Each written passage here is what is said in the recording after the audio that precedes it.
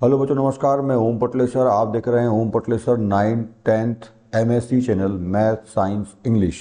आज हम यहाँ पे बात करने वाले हैं क्लास 10th चैप्टर 6 अध्याय 6 जैव प्रक्रम में जो अंतर है जाइलम और फ्लोएम का।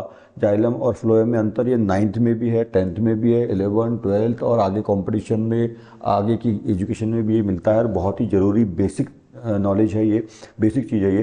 तो जाइलम और फ्लोएम में अंतर, जैसे कि मानव में धमनी और शिरा में अंतर होता है, जैसे मानव में और अन्य जीवों में, जंतुओं में धमनी और शिराएं पाई जाती है, उसी प्रकार से पादप यानी पेड़ पौधों में, हरे पेड़ पौधों में, सूखे पेड़ पौधे में नहीं, हरे पेड़ पौधों में जाइलम और फ्लोएम पाए जाते हैं।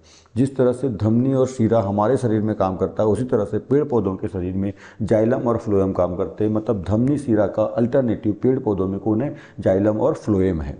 ठीक है, जाइलम फ्लोएम। तो हम यहाँ पे जाइलम और फ्लोएम में अंतर क्या होता है, क्या होते हैं, इसको पढ़ेंगे। और अंतर यानी अंतर मतलब जो डिफरेंस होता है, अंतर पढ़ना बहुत अच्छा माना जाता है पढ़ाई की दृष्टि से, और बहुत अच्छा होता भी है। क्योंकि आप यहाँ पे जब किसी चीज़ का अंतर आप पढ़ते हैं तो इसका मतलब केवल एक क्वेश्चन तैयार नहीं करते हैं, एक बार तैयार नहीं करते हैं, आप उसमें दो क्वेश्चन तैयार करते हैं। क्योंकि जाइलम एक तैयार हो जाएगा आपका और फ्लोएम भी तैयार हो जाएगा। एक यदि आप अंतर को पढ़ते हैं तो उससे आपकी दो चीज़ें तैयार होती है एक क्वेश्चन पढ़ने से। मतलब आप बोलते हैं ना कि एक तीर से दो निशाना, तो एक तीर से दो निशाने होते हैं, इसलिए अंतर जरूर आप याद किया करें। क्योंकि इससे केवल एक तीर से दो निशाने नहीं, दो निशाने का मतलब यहाँ पे कि दिया अकेला जाइलम का क्वेश्चन आता है तो जाइलम का भी क्वेश्चन आपका बन जाता है, अकेले फ्लोएम का क्वेश्चन आता है तो ये भी आपका बन जाता है, और एक नंबर वाले क्वेश्चंस भी इससे तैयार हो जाते हैं आपके। और आगे कंपटीशन के लिए भी बहुत अच्छा होता है कि कंपटीशन में जो क्वेश्चंस आते हैं वो सब एक नंबर वाले जो MCQ यानी मल्टी चॉइस क्वेश्चन रहते हैं, तो मल्टीपल चॉइस क्वेश्चन, तो वो भी इससे तैयार हो जाते हैं। तो बहुत अच्छा होता है अंतर पढ़ना। तो अंतर की सीरीज़ में अभी चला रहा हूँ, 10th की, 9th की, 9 10 साइंस की, और फिर 11th और 12th की भी चलेगी, जो 11 12 वाला चैनल है उस पर। तो अभी 9 10 का चैनल है, इसमें 9th और 10th साइंस की अंतरों की यानी ये जो डिफरेंस है इनकी जो सीरीज़ चल रही है, उसके बाद फिर बाकी भी चीज़ें न्यूमेरिकल्स और बाकी जो चीज़ें हैं वो भी रहेंगी।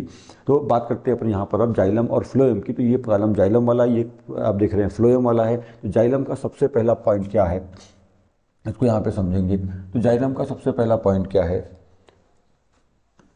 इसमें इसके द्वारा जल एवं खनिज लवण का परिवहन होता है। जल और खनिज लवण, ठीक है, दो चीज़ों का परिवहन होता है। तो खनिज जल तो समझ रहे हैं आप, जल जो है मिट्टी के द्वारा, जो है जड़ों के द्वारा मिट्टी से सोखकर जो है जाइलम जल को पत्तियों तक पहुंचाता है, पेड़ पौधों की प्रत्येक पत्तियों तक पहुंचाता है जल को। और खनिज लवण क्या है, तो जल में ही, ये खनिज लवण अलग नहीं है, जल एवं खनिज लवण बोलते हैं तो जल में ही खनिज लवण पाए जाते हैं। पर खनिज लवण का मतलब जो 21 प्रकार के, है ना, 21 प्रकार के खनिज लवण यानी तत्व एक पौधे को आवश्यक होते हैं उस पर जीवन काल में, जिसमें प्रमुखतः 3 होते हैं। NPK शॉर्ट होता है, उसका ध्यान रख लीजिएगा, NPK।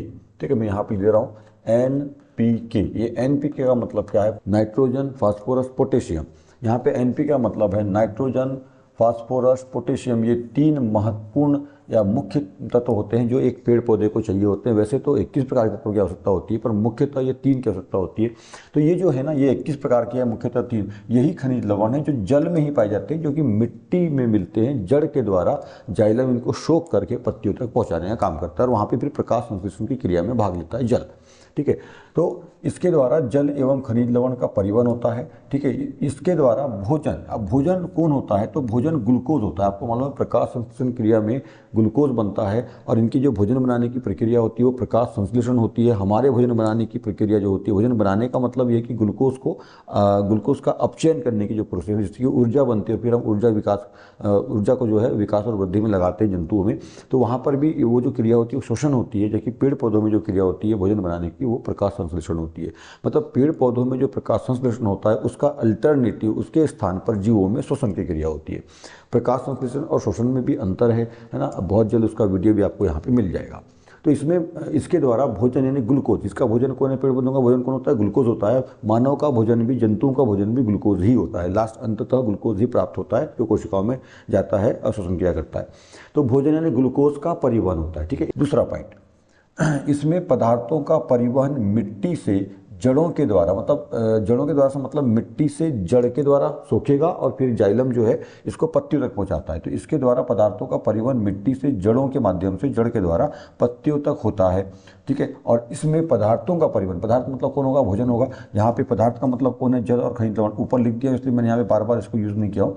ठीक है, यहाँ पे पदार्थ क्या है, यहाँ पदार्थ का जो मतलब होता है वो जल और लवण है। यहाँ पे पदार्थ का जो मतलब वो क्या है, भोजन है।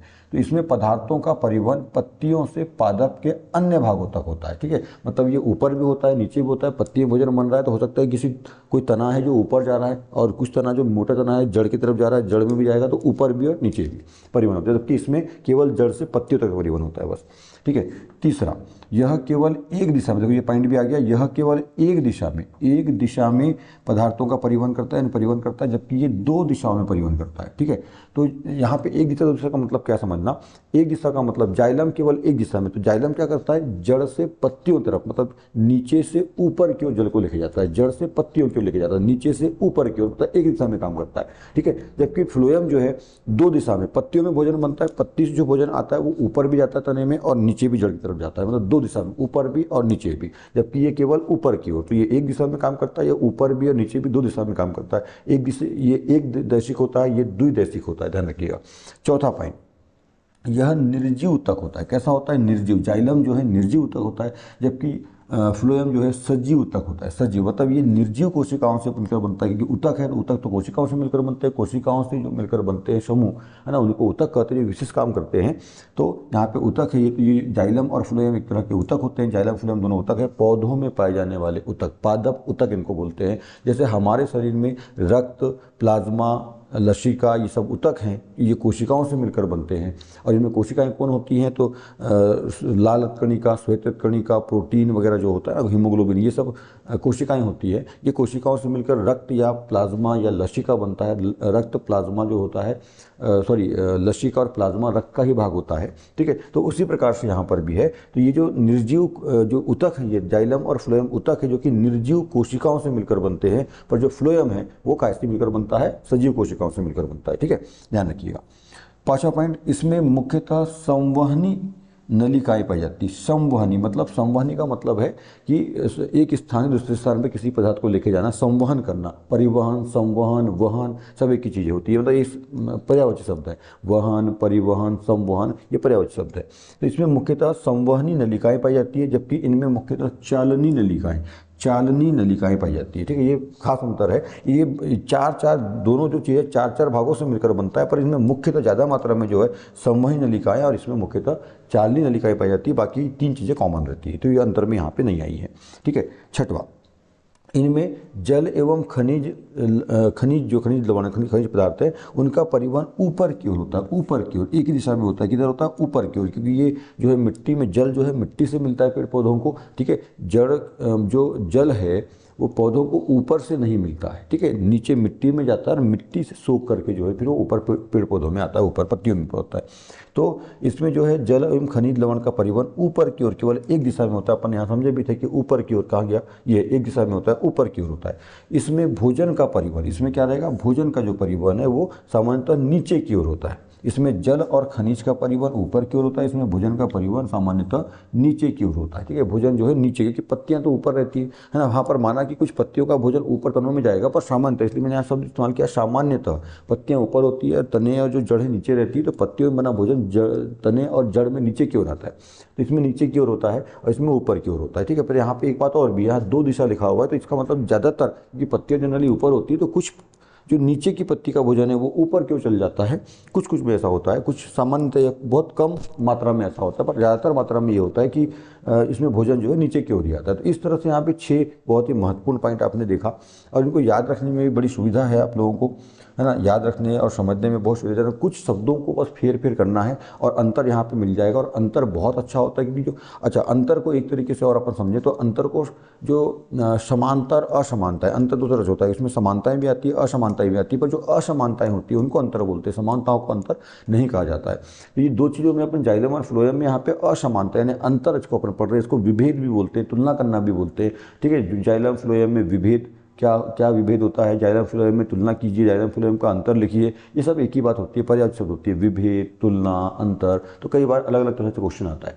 ठीक है, यहाँ पे एक बार अपन इसको और समझ लें थोड़ा आसानी से। मैं यहाँ पे ब्लू पेन का इस्तेमाल कर रहा हूँ, इसके द्वारा जल एवं खनिज लवण, जल और खनिज लवण का यहाँ पे याद रखेंगे, और यहाँ पे भोजन, तो यहाँ पे जहाँ पे जल और खनिज लवण है यहाँ पे भोजन करना है, बाकी सेम टू सेम है। ठीक है, इसमें पदार्थों का परिवहन मिट्टी से जड़ मिट्टी से पत्तियों की ओर, या ऐसा बोल दें अपन कि जड़ से पत्तियों की ओर होता है, जड़ से पत्तियों की ओर होता है। जबकि इसमें जो है भोजन का परिवहन पत्तियों से यानी पादप के अन्य भागों तक, पादप के अन्य भागों तक होता है, ध्यान रखिएगा। तीसरा पॉइंट, यह केवल एक दिशा में होता है जबकि ये 2 दिशा में होता है। बस इन शब्दों को जो मैं ब्लू पेन से यहाँ पे ब्लू इंक से कर रहा हूँ, ठीक है, इन शब्दों को बदलना, बाकी तो शब्द वही रहेंगे। यह निर्जीव होता है, ठीक है, यह निर्जीव है जबकि ये सजीव होते हैं, है ना, निर्जीव तक है सजीव तक है।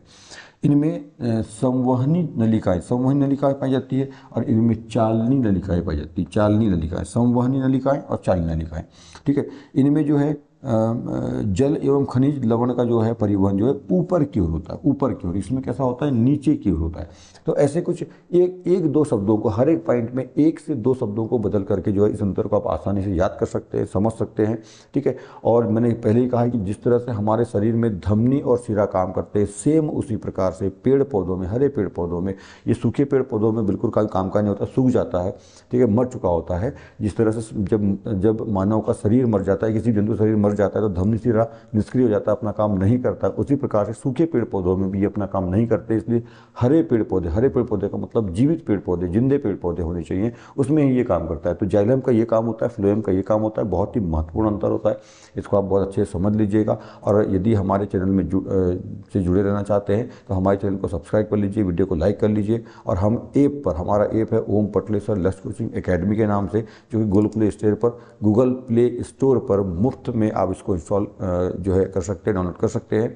और हम ऑफलाइन क्लास के साथ साथ ऑनलाइन ऐप पर भी एजुकेशन देते हैं। All India Hindi medium NCERT को पढ़ाते हैं। यदि आप हमारा वीडियो देख रहे हैं और नेक्स्ट ईयर, क्योंकि ये वाला जो सत्र है तो अब एग्ज़ाम का टाइम आ गया अभी, है ना, जनवरी का सीजन चल रहा है, अभी फरवरी और मार्च में जो है एग्जाम्स है आप लोगों के, ठीक है। तो आप इस सत्र में नहीं जुड़िएगा, पर जब नेक्स्ट सत्र में यदि आप जुड़ना चाहते हैं तो हमारे ऐप को डाउनलोड कर लीजिएगा। और नेक्स्ट 1 जून से हमारी जो क्लास स्टार्ट होगी, नेक्स्ट क्लास जो होगी, तो ऑफलाइन भी और ऑनलाइन भी साथ में चलती है क्लासेस, तो ऐप पर भी आप हमसे जुड़ सकते हैं। So thank you for watching and good luck, bye bye.